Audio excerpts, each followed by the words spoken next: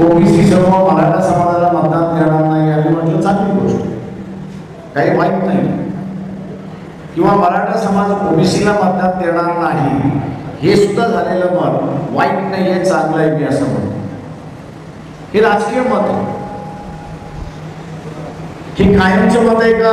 तर नाही. हे मत राहणार कधी? मतदान होईपर्यंत मत राहील. मतदान एकदा झालं माणसं बदलतात. परंतु त्या दोन आमदारांच्या गाड्या जाळण्याचा जो प्रयत्न झाला, ज्या दोन आमदारांच्या गाड्या जाळण्याचा प्रयत्न झाला, त्यातून हे राजकीय भांडण सामाजिक भांडण परिवर्तित करण्याचा हेतू होता.